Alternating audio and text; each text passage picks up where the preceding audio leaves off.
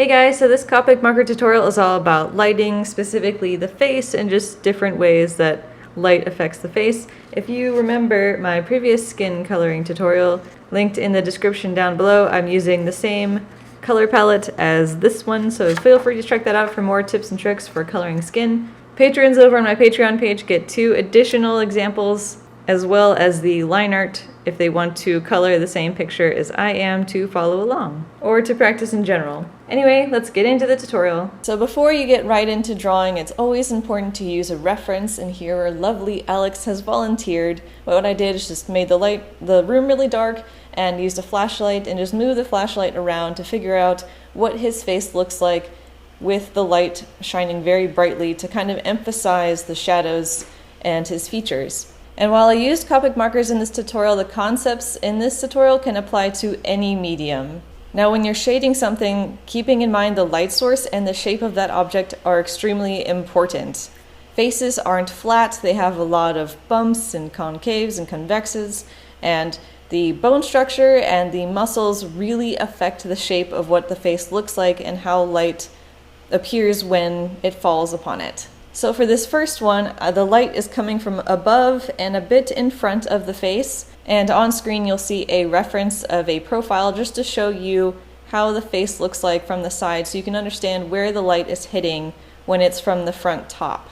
Anything that's facing the light source is going to have some kind of brightness about it, and anything facing away from it is going to be in shadow. So everything marked in yellow on this little example picture I showed you will be getting the light, and everything in shadow, so under the eyes, under the nose, the top of the lips, right under the bottom of the lips are all going to be in shadow. So that's the basics part, but then you also need to keep in mind things like cheekbones and the neck and how the hair falls on the face and how the shadows work with the ears. It can sound a little bit overwhelming, but that's why I mentioned using references at the beginning, because it will make things a lot less scary than they actually are. So all 4 of these examples have the same skin color, using E11 as the base, E33 to just kind of push those shadows, and E35 for the really darker parts. To kind of emphasize the cheekbones and just the sides of the face, I added some shading with E33 and just touches of E35 to really kind of help those shadows stand out and look a bit more interesting. Definitely don't be afraid to go dark. I highly recommend just kind of doodling out a picture when you don't care about something like the one that I drew. Make a bunch of copies of it and just practice and try a bunch of different techniques and a bunch of different things, looking at references and trying to emulate those references. Or even using yourself, like you could go into the bathroom with a flashlight and just watch what happens to your face when you move the flashlight. Now for the second one, the lighting is coming more from the side this time. It's not completely to the side, but much more so than it was in the first picture. I wanted it this way to kind of show what happens with the cheekbones in the shadows, because the cheekbones actually kind of strut out, they stick out a little bit. Compared to the other parts of the face, they kind of fall back. Looking at references of the human skull could probably help you visualize this better. But when you approach each of these different techniques and each of these different facial lighting scenarios, you kind of want to put the other ones that you did aside and say, okay, I'm doing something different this time. The light is coming from this angle. If it helps you, you can draw yourself a little arrow to help remind you where the light is coming from. The important thing about doing lighting and shading is to be consistent with your light source. You are totally welcome to have as many different light sources as you want. Maybe somebody's outside and then they're holding a lamp or something crazy like that, or they're using magic and that magic is emitting light or something. You can have a bunch of different light sources, but they need to be consistent and they need to make sense. A lot of beginner mistakes I see are when they're adding shadows just kind of randomly or where they think it goes, but then if you look at the picture and you think about it, there are just light sources everywhere and it doesn't really make any sense. So if you're new to this kind of thing, I highly recommend just working with one light source to start to try and get yourself familiar with it and get yourself more comfortable with it before you start moving on to additional light sources. I actually have additional tutorials on shape, value, and form that are all from my Fundamentals of Art tutorial series. I'll go ahead and link that in the description for you guys to check out. I definitely recommend it. It will help explain a lot of these concepts in a more basic and understandable way. And don't think that this is limited to just realistic drawing. If you draw completely, like I know my style right here is a little bit more on the realistic side, semi-realistic. I mean, there's still cartoonish parts about it, but this can definitely be applied to any style and work with any style. So don't just think it's limited to one style. No, these concepts apply to everything. And they can really help your art appear more lively and interesting. And plus, it's really fun to play with lighting. So, there's another good reason.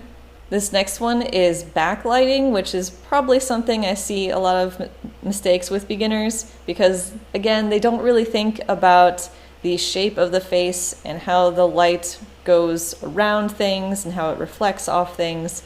And you really need to think about the shape and form of the thing that you are drawing. So for the face, the things that are going to be lit up the most are everything by the edges. So everything that's closest to that light source, which is behind him, will be lit up the most. Things that are backlit tend to look very dark and dramatic, so definitely don't be afraid to push those shadows, which is why I really want to emphasize just making scrap drawings and practicing this and really push those darks because they make a huge difference and make your piece really pop. And if you want to go for a more realistic-ish look, like I was trying to do with this, pay attention to the ears and things that are thinner versus things that are more solid and thick, because things that are a little bit more transparent, there's going to be some of that light shining through. So for ears, they're actually going to appear lighter and not as deeply in shadow as you would think. Anything that is absolutely away from the light, that's not getting any light or any reflected light at all, is going to be in complete shadow, so it's going to be the darkest area of your drawings. So even though everything looks equally in shadow when it's backlit, or even just any sort of lighting, there are different kind of values of shading there. So when you are looking at references, do try to not just, quick look at it and then draw, like, I know what to do now. Just look at it for a few minutes and really study it. Really try and tell yourself where the light is coming from, see if you can figure it out, and then look at what it's doing. See what it's doing to the nose, how the lighting is going around the nose, or maybe how it's going around the cheeks. Just try and pay attention to the little details and try to understand why the shadows are falling that way and why things are lit the way they are. The important thing about using references isn't just to look at them and then draw them, but to look at them, understand them, and then be able to take those concepts and put them into your own artwork. Now for this last one, this one is lit from below.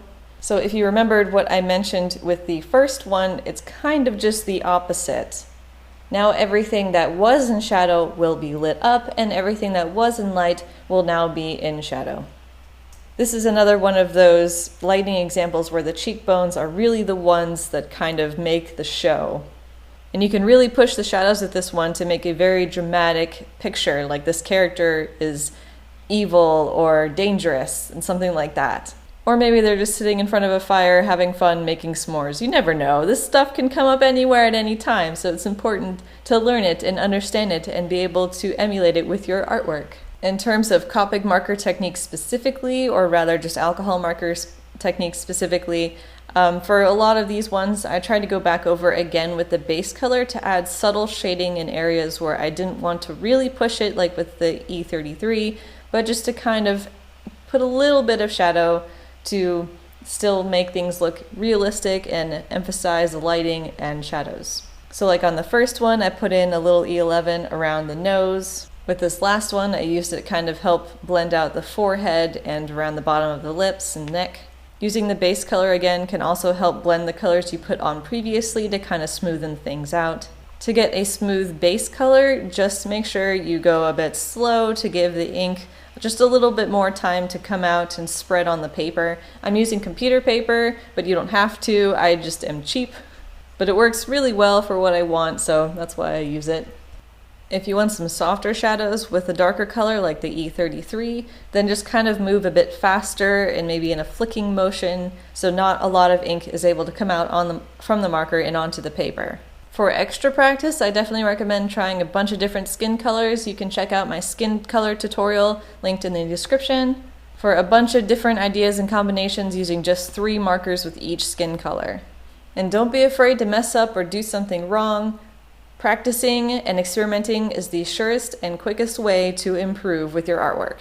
So that's it for the tutorial, you guys. Hopefully it was helpful for you. Feel free to like this video if you liked it, subscribe if you haven't already, and comment down below what kind of Copic tutorials you'd like to see me do next. And thanks for watching. Bye!